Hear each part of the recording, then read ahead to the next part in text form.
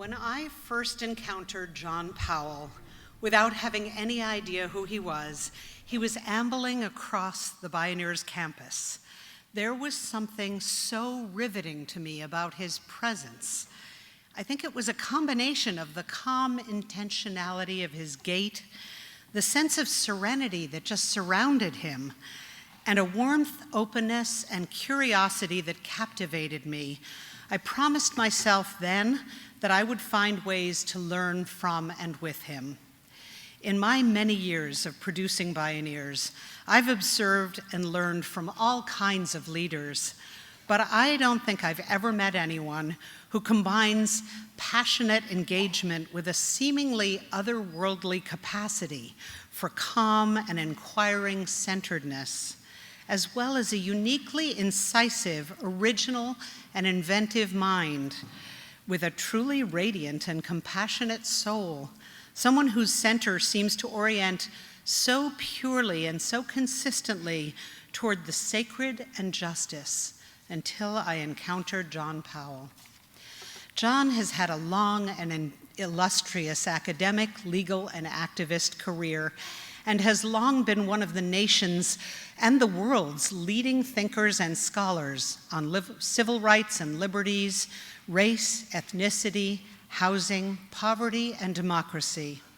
A professor of law and of African American and ethnic studies at Berkeley, John is also the director there of the Haas Institute for a Fair and Inclusive Society, a groundbreaking institution that brings together researchers and scholars, community partners and policymakers to seek to identify and eliminate the barriers to an inclusive, just, and sustainable society.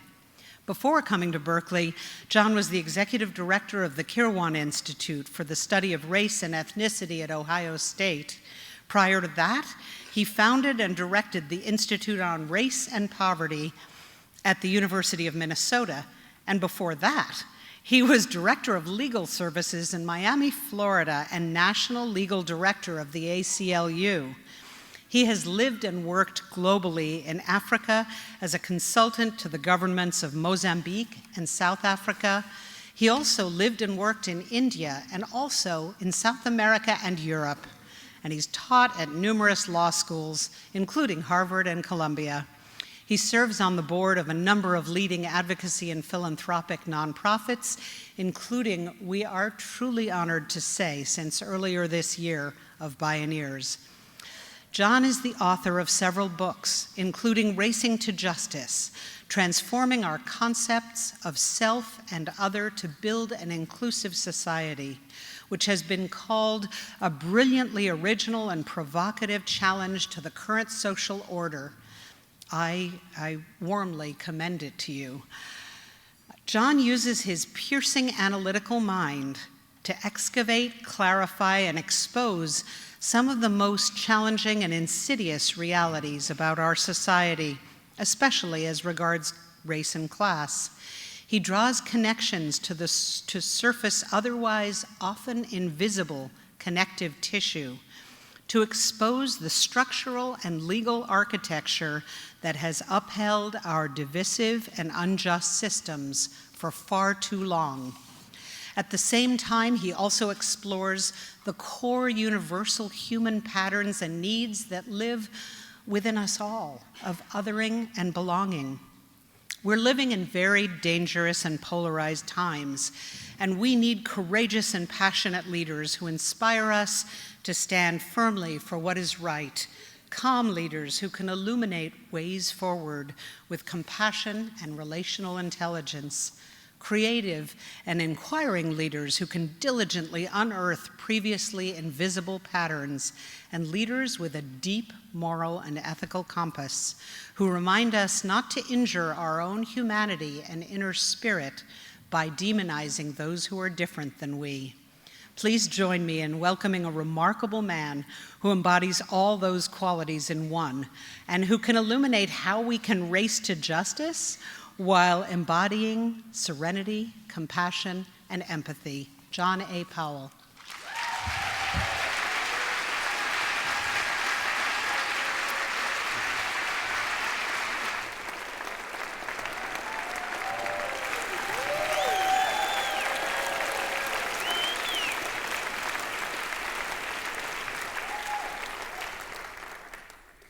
Good afternoon. You know what we need is really incredible, smart, dedicating, and loving friends. And I'm pleased to count Nina and Kenny in that. It's my circle of friends and all of you. So I want to give a special thanks to Nina and Bioneers for bringing us together. And I'm going to share some thoughts with you this morning. But before I do, I just want to give a shout out. First of all, Haas has been represented here. I think there have been a number of speakers. My assistant Darren is here. And I also want to give a shout out to a special friend, Shanti, who I think is like 12 or 13. No, actually, you're older. You got older on me. So I think she's 14 now, just started high school. So Shanti, thanks for coming down to Bioneers.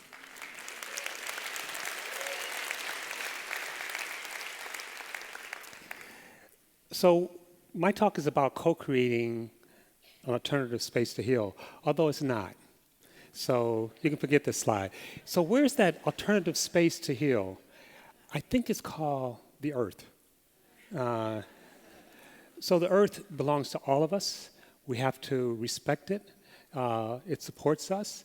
And if healing is going to take place, it has to be on the whole earth, not just a corner someplace, not a place just to hide. We have to make the earth a safe place for life. And I am, because you are. We're profoundly, profoundly interconnected. We don't always live that way. We don't always acknowledge it. But if we're going to heal, we have to live it, experience it, and create institutions that celebrate it. Instead, we're in a situation where the country and the world is more divided. We're seeing right-wing ethnic nationalism blow up all around the world. We're seeing every day, every week, crazy things coming out of the White House. I mean, like crazy. And by most accounts, we're more divided as a country than we've been since the Civil War. That's the bad news. Let me give you some good news. There are more people who oppose white supremacy than at any time in U.S. history.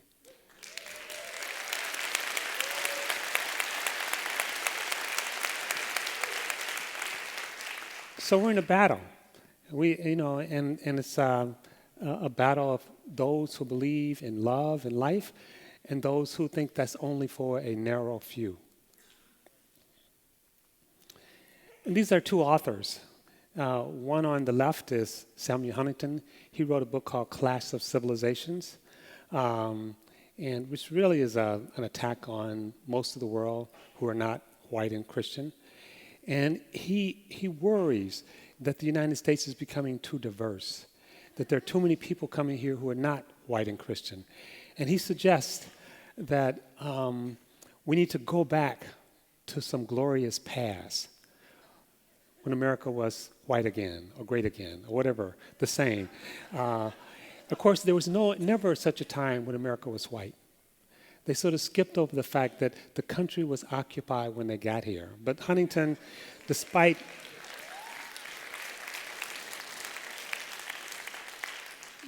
being a noted scholar, sort of skips over that. But he actually looks to the past. So people who are afraid of what's happening in the world are constantly trying to take us back to some imaginary past.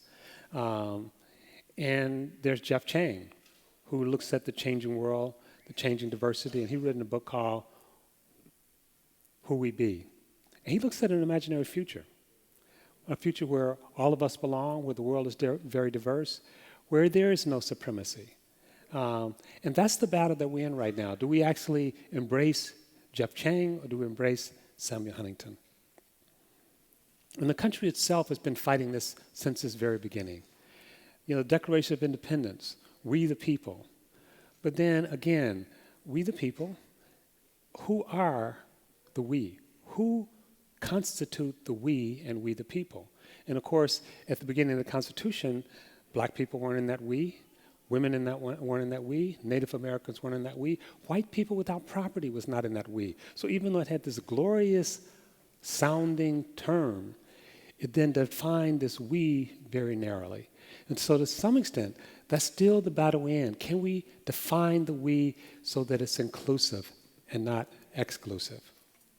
So I talk about this in the context of othering and belonging. And it takes on all different types of forms. And I hope many of you will actually come to our conference on othering and belonging. And othering is a wonky word, so I got this technical definition to help you out. So one person says, "Stop othering me." What's othering? Well, your kind wouldn't understand. So othering happens at all different kinds of levels. And this cartoon suggests the interpersonal level. And that's bad enough. We've all had experience of going someplace and feeling like, this is not my place, these are not my peeps.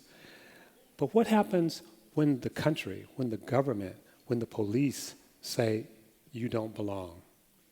It takes on a much more pernicious and dangerous form. What happens when the President of the United States, we call him 45 in my house, what happens when 45 says that these people don't belong? That's a very dangerous space, and we have to reject that space. And most liberals, and I would dare say many of you are probably at least liberal, if not progressive, and most people who embrace some concept of spirituality, my guess would be many of you do, would actually reject the notion of othering. And unfortunately, though, many liberals, when they reject othering, they actually adopt something called saming. That is, they say, we're all exactly the same. There is no difference. But the opposite of othering is not saming, it's belonging. And belonging actually embraces difference.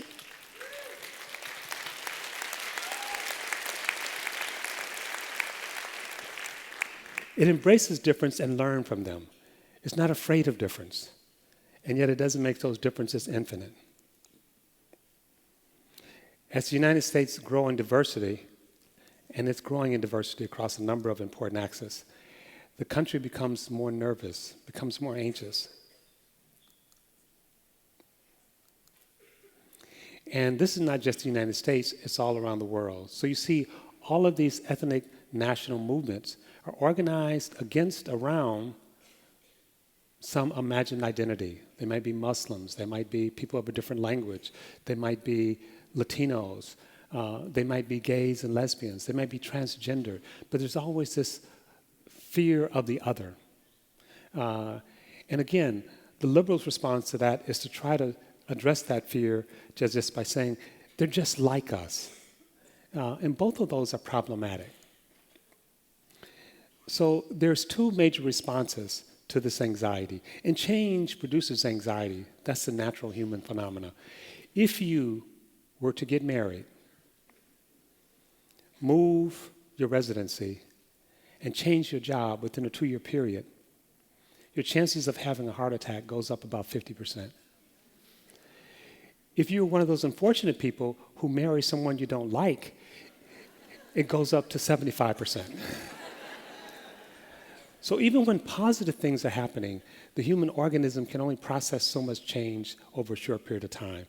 But there's two major ways to sort of deal with this change. One is called bridging, and the other one's called breaking. And bridging actually is about connecting to the other. The other is always imaginary. There's no natural other, there's no natural community. We're constituting these constantly. But bridging actually invites a sense of empathy, deep listening, and connection. Breaking sees the other as a threat, sees the other with fear, as somehow attacking who we are. And most of the stories, most of the practices that we engage in our society, even in progressive communities, are breaking.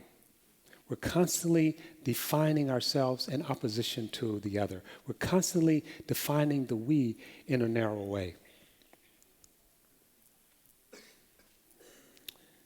And so again, that's the big fight, not just in the United States, but throughout the world. Do we bridge or do we break? Now, for those of you who are bridgers, and I hope before the day is out, if not already, you're all our bridgers. I have a word of caution for you from my good friend Bell Hooks. She says, bridges are made to walk on. So when you first become a bridge between two communities that see themselves in opposition, you will be walked on, and occasionally, hopefully not too often, you'll be stomped on. But I say this, if the world does not bridge, if we do not have more bridges in the world, if we continue to break, we won't have a world. So your work as bridgers, even though sometimes you'll be walked on, occasionally stomped on, is critical for the survival of the planet.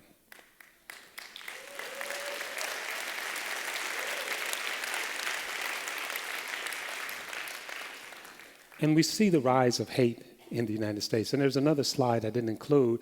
We also see the rise of love. Both things happening at the same time. There's, in fact, a book by a friend of mine, Cheryl Cashin, called Loving, and it's about the loving family from 1967.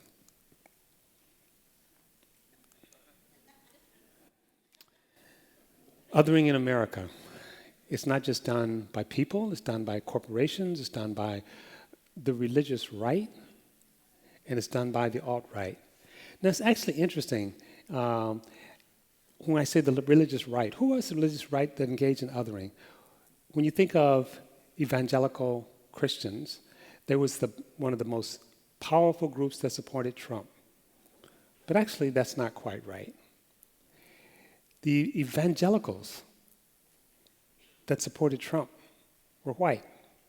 Black evangelicals, Latino evangelicals, Native American evangelicals did not support Trump.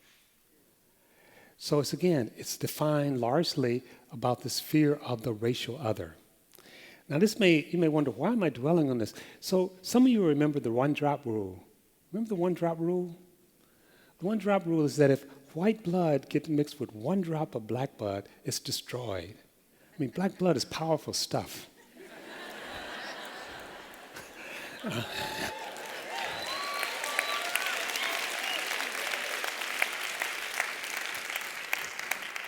Well, maybe it's not so powerful. Maybe the thing is, white blood is really fragile.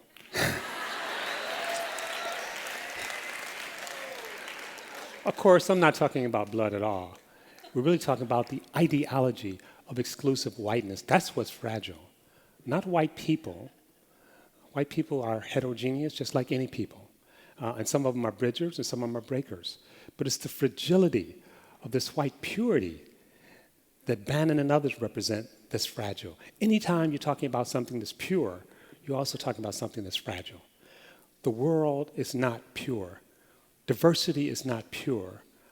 The biology, environment is not pure. It's constantly engaged with other parts of itself. And that's what makes it strong.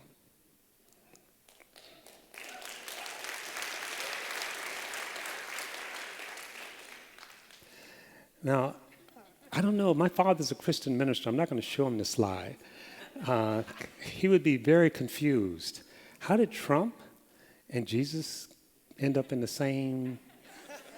I'll just let you dwell on that for a while.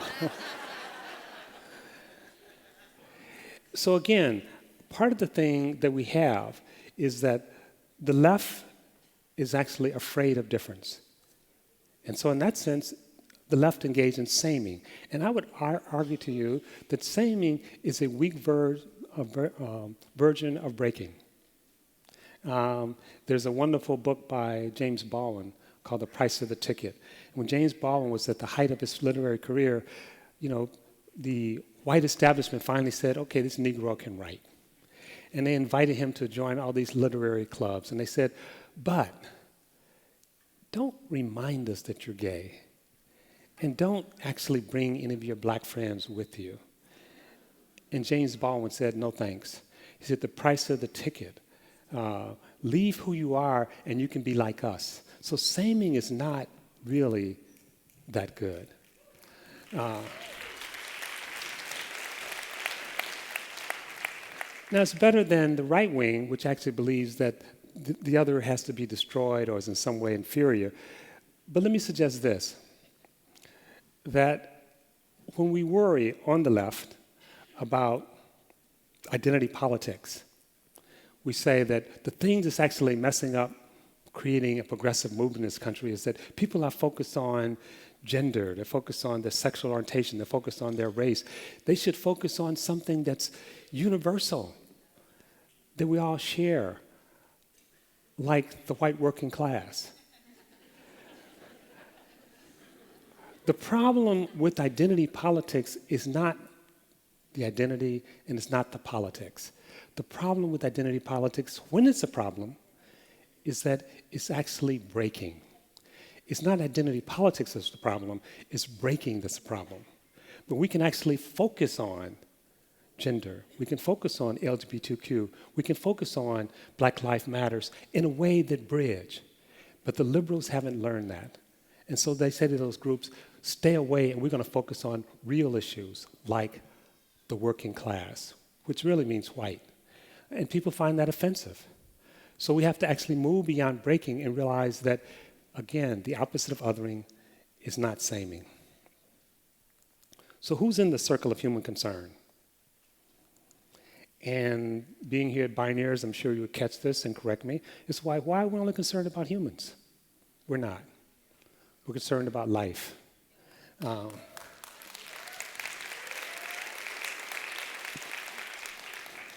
And this is a tricky thing because I'm going to talk a little bit about narrative in the little time I have left. The stories we tell matter.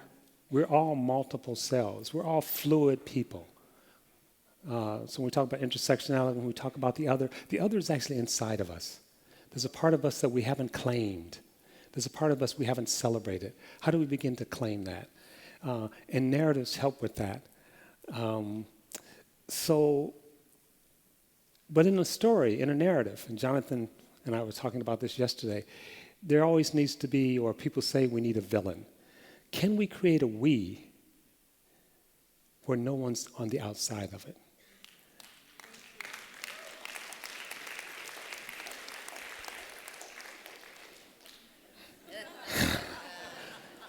Maybe except one or two people. No, I'm just joking.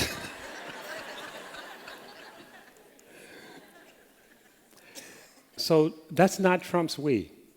His we is very small and getting smaller all the time.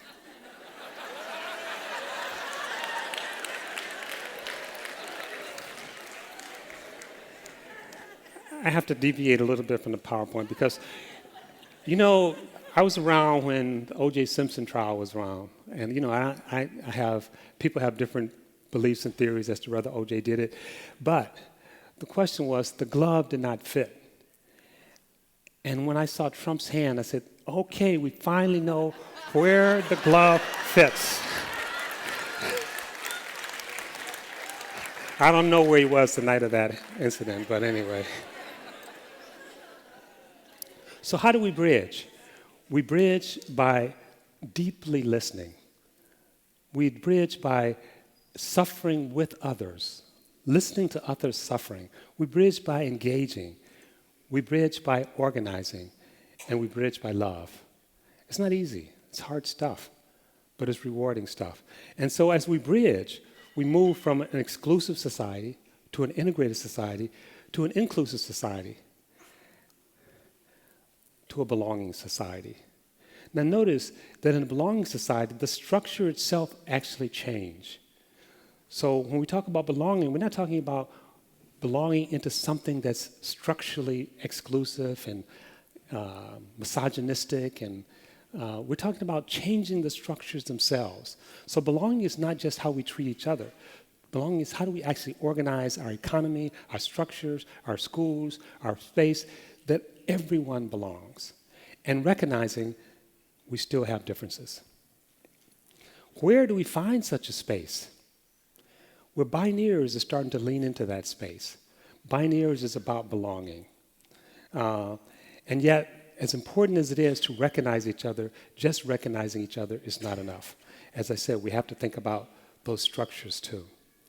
So we focus on empathy. And empathy is actually just another way of talking about love. Focus on recognizing that we are deeply related already. But then how do we actually acknowledge that? Not just in our interpersonal stuff, but also in our communities. Grace Lee Bob, a fellow Detroiter, and she reminds us, even if the people of our respective communities or our countries are acting in ways that we believe are unworthy of human beings, we must still have enough, we must still care enough for them so that their lives and ours, their question and ours, become inseparable. It's not easy to do, but no one said life was going to be easy. So we have examples of efforts to create an inclusive society, to create a belonging society. And we have to deepen those examples. We have to celebrate them. We have to talk about them. You've heard about Standing Rock. And everybody that I know who had any engagement with Standing Rock was talking about, not only was this something important led by indigenous people in our society, but it was belonging. Everybody went there, came back talking about love, talking about the sort of rainbow effect. So it's a wonderful example that belonging already happens in our society. We just have to punch it up. And finally, as our friend Naomi Klein reminds us, no is not enough. It's not enough just to be against something. We have to be clear, what is it we're for? And Connie Heller, which you hear from later today, has this on her website, Fearless, Love More. Fearless, Love More. And yes, we have to get to yes. Thank you.